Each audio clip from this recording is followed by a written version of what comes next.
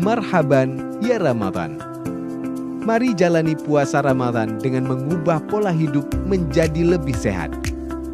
Pola hidup sehat ketika Ramadan dijalani dengan tidak bermalas-malasan dalam melakukan aktivitas sehari-hari.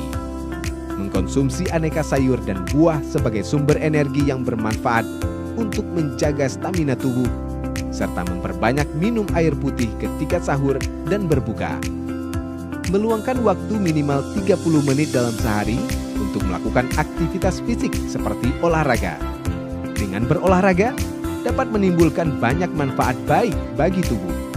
Serta memeriksakan kesehatan secara rutin minimal 6 bulan sekali untuk mencegah penyakit secara dini. Dengan menjalani pola hidup yang baik ketika berpuasa, maka puasa Ramadan akan mendatangkan banyak manfaat untuk kesehatan bagi tubuh kita.